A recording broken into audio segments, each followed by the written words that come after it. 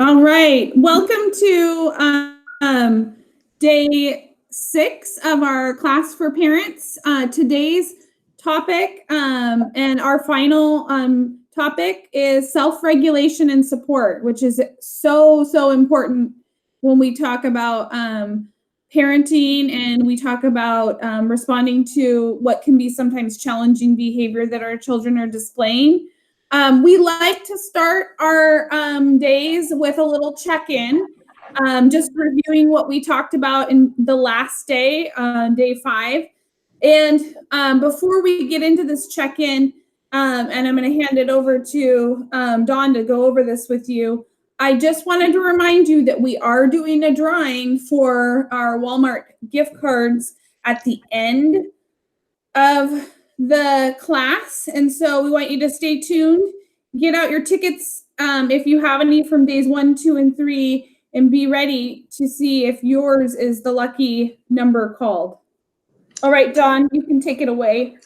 Okay, for our check-in, what we had left you with last time was, what behavior are you focusing on? So were you able to talk with the person that you're co-parenting with about what the behavior is that you're focusing on? How are you encouraging and taking care of yourself? We talked about that being very important and linked it to like the scenario of being on a plane when if the mask came down, you need to take care of yourself, put the mask on yourself, in order to really be the most beneficial to your child. How are you communicating with others? And that would go along with how are you doing with self-regulating? And what are you doing when your child pushes back?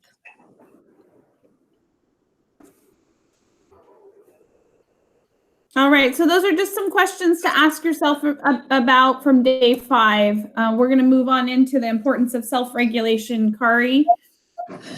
Okay, so self-regulation just really means, what I think what that really involves is regulating our own emotions. And so we all, as human beings, our kids and us as adults, as parents, we all have feelings all the time in response to our environment and in response to our internal worlds. So being able to self-regulate is the meaning of that is knowing your own feeling, and if you're in and being able to regulate your emotion into a better place, so to speak, a place where you're calmer or more at peace and not having some kind of a negative emotion. So why is self-regulation important? It creates awareness, which being aware of ourselves and our own thoughts and our own feelings will help us to be able to get along with our kids. So being aware is super important, and it's a skill. It's a skill of, checking in with our own selves, which we can learn that skill. It helps to manage it helps with self-management. So it helps us to manage our own behavior. When we're aware of our feelings and our thoughts, we can choose to behave differently. We don't have to like raise our voice, for example, or become agitated. We can make different choices. It helps us to manage stress. And this to me has to do with validation. So when we're stressed out in our lives and we tell someone who cares about us, like, I'm just so stressed out right now, like I'm having trouble with XYZ, support from somebody else, and it makes us feel better. We can do that for ourselves. We can be aware of our own stress, kind of recognize what we're stressed out about, and validate ourselves and say, okay, I'm stressed. I have a reason to be stressed, but I'm going to be okay. Self-regulation helps us respond to our child's emotion. So we're going to be in a really thoughtful place because we've validated our own feelings. We're going to try to make a choice to be in a place of calm and peace and not reactivity, so that we can respond kind of calmly to our kids, which is super important. it controls impulses. So like that would be like if we've all had that situation with kids, I know, where kids will do something really naughty or really disrespectful, or say they accidentally are having a tantrum and they hit you accidentally. There's this impulse we have to like respond, and regulating our emotions can help us from being impulsive like that. We want to regulate into a calmer, emotional like realm, and it helps us to focus. So when we're calm and regulated, we can focus more on the task at hand, which is following our behavior plan and getting our kids and being consistent with our kids. So self-regulation is very important. And it's, like I said, it's a skill, just like, playing a sport or any other skill. We have to practice it to get better at it.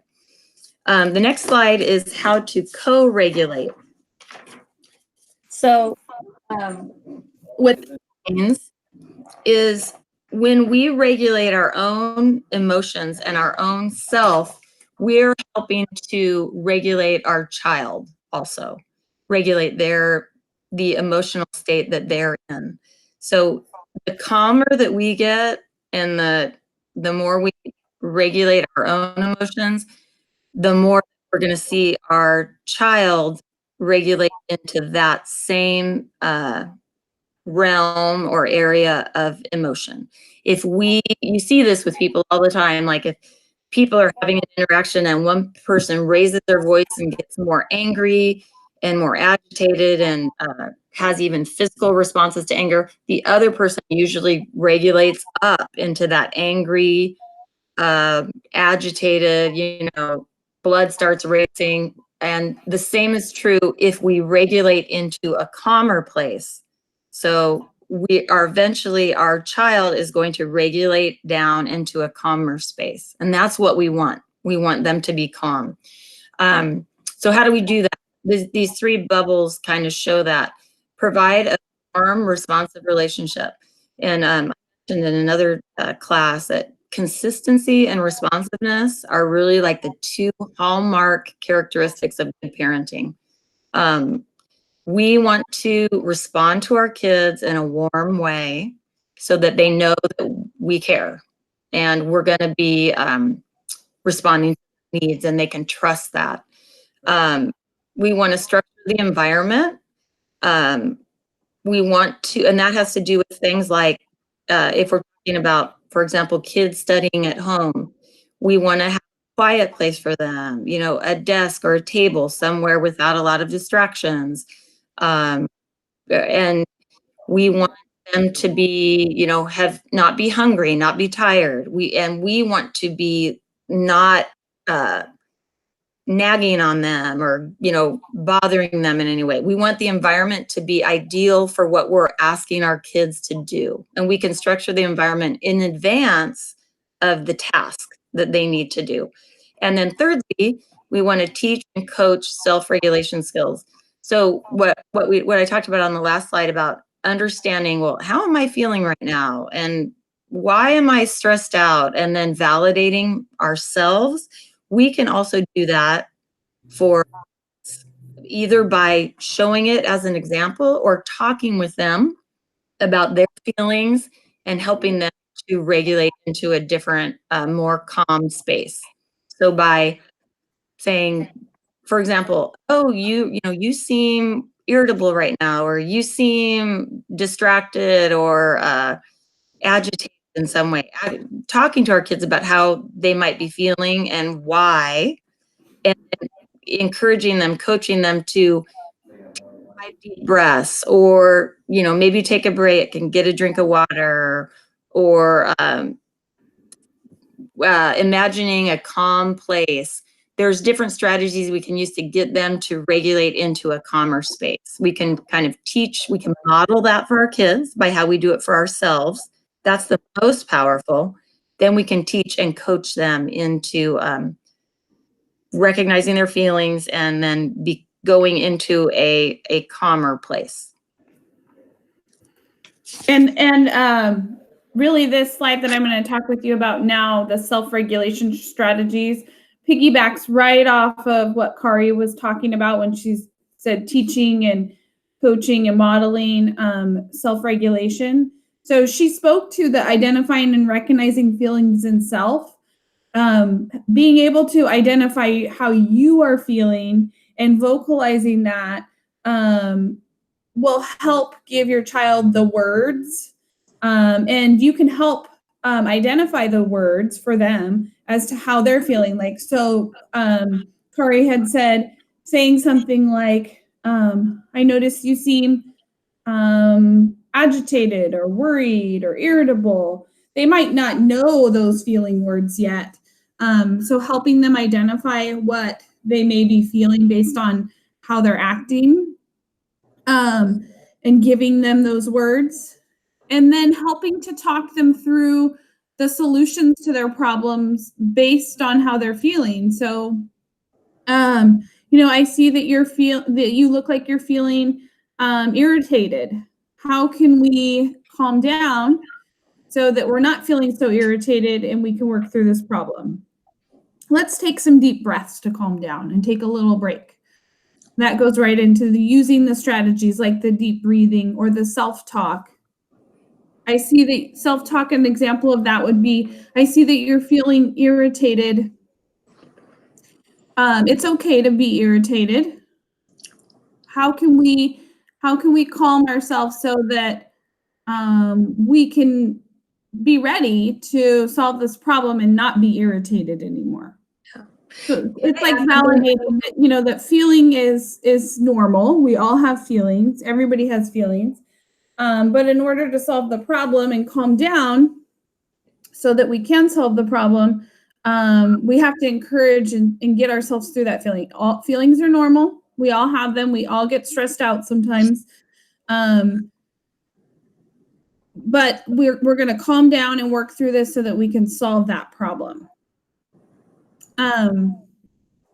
Focusing attention and persisting on difficult tasks for increased lengths of time. This strategy is really helping our child focus and complete a task that might be otherwise frustrating and hard for them to get through.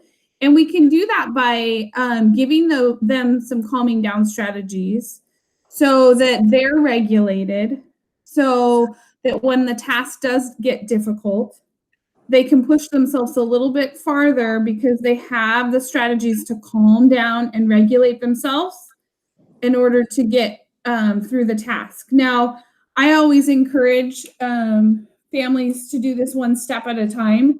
So when we're helping our child get through a difficult task, don't break it into something that isn't manageable. Try to do slowly build up intervals so that it's not too overwhelming for them. So if 5 minutes was difficult before, we're going to try 6 this next time. And if that works, then we'll try 7. But we're not going to go from 5 minutes to 10 or from 5 minutes to 15.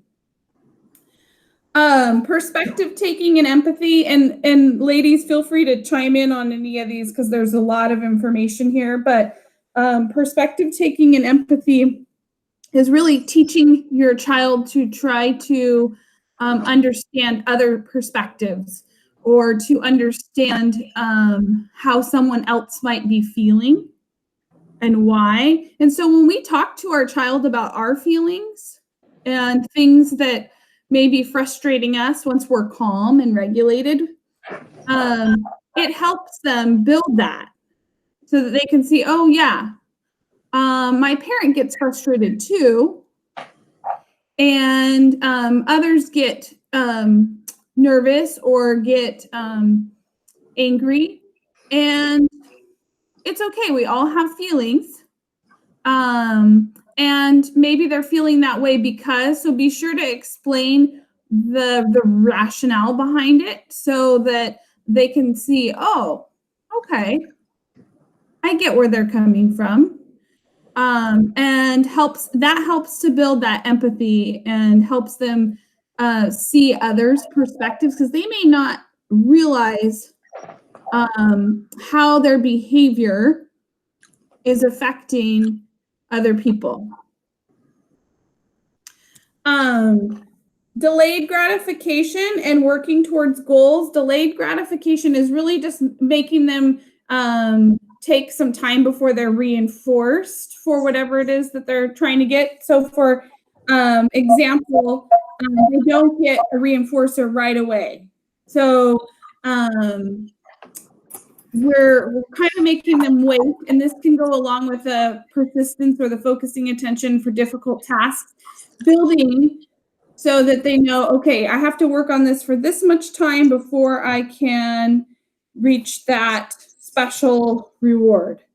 So building them up to that so that they're working towards goals that may be more so than what they were working on before. Ladies, did you want to add anything to that? Mm-hmm.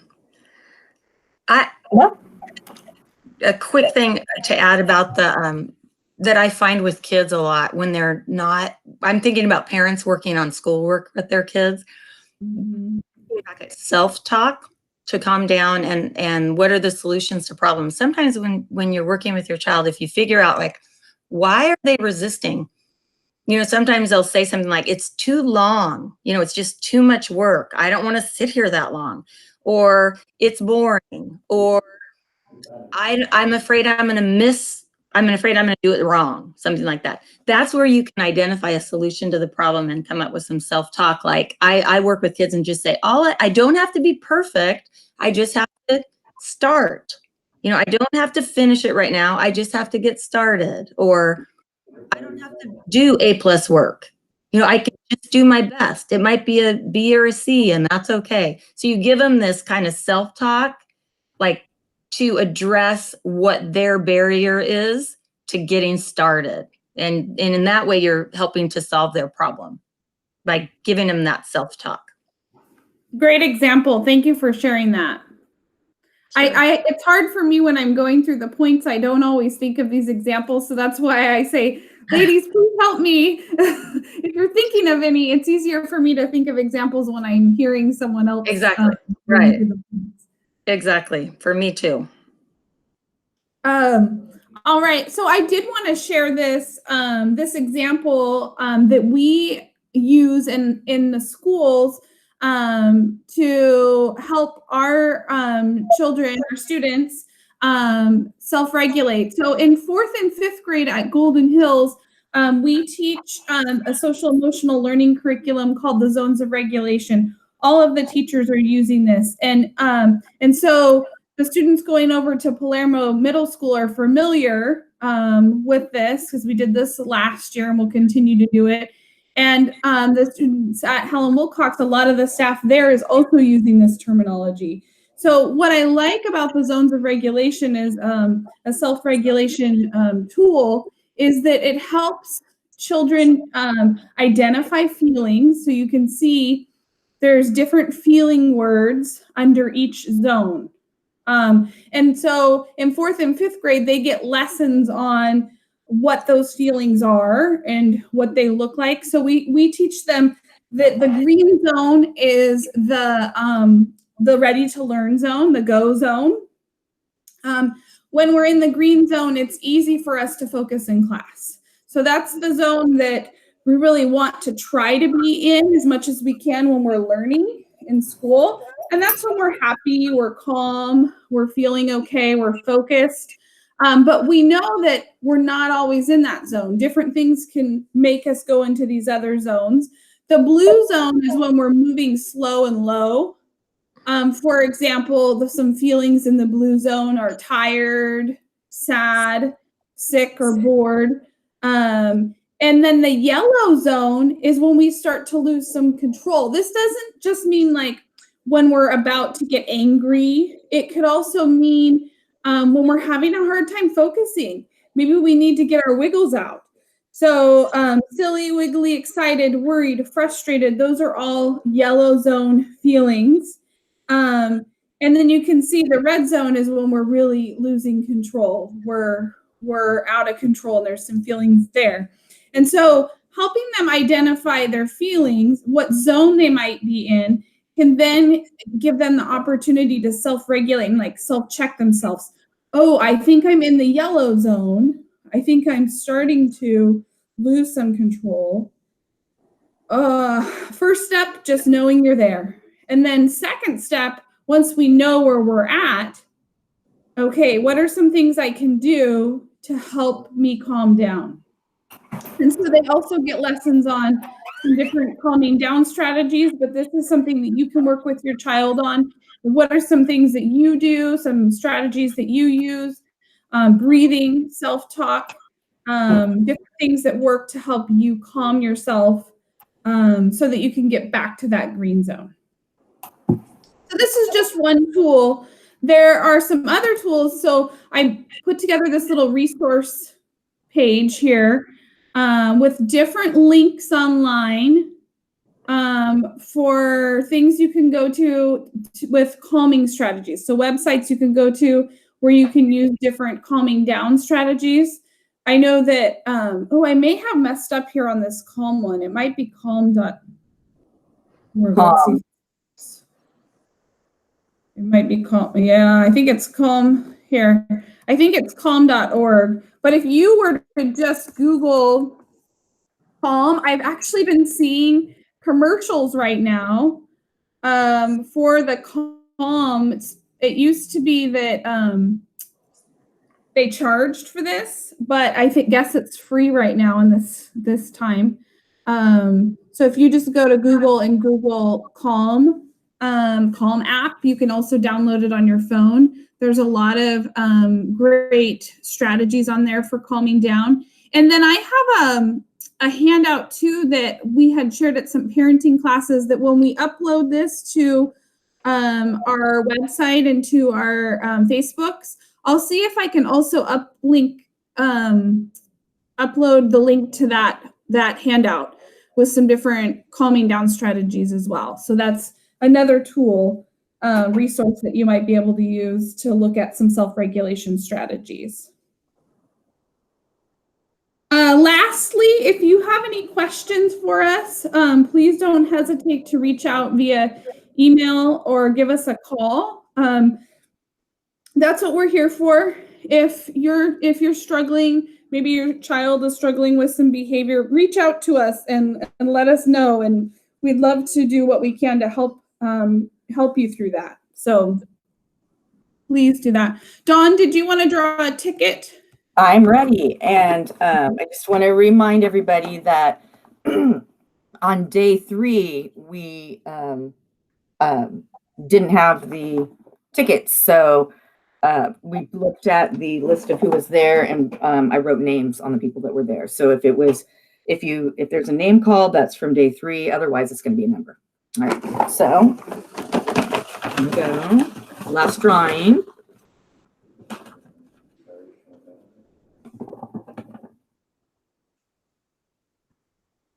We have a name, Teresa Lee. So we know this person. Yay. And it's Yay, Teresa. Congratulations. So Teresa, you'll need to let Dawn know. Well, she knows it's you. So she's I can give her a call. Mm-hmm. But what she does need to know is how to get you that gift card. So however you want to do that. All right, ladies, anything you want to add before we head out? Oh, I looked up just a quick thing. I looked at while you were talking, Rainbow. I looked up and it is that Calm website is calm.com. It's not an org on the end. Yeah, if they're interested in looking, and that is like an you can put on your phone too. Yeah, like Rainbow said. And then it can be an app. Mm-hmm. Sorry, Teresa's name is spelt without an H. That's all. Thank you. You bet. My middle name is Teresa, and it's spelled with an H. So yeah. Thanks for watching, everyone. Thank you for tuning in, and please let us know if there's anything we can do to help support you. Thanks, everyone. Thank you.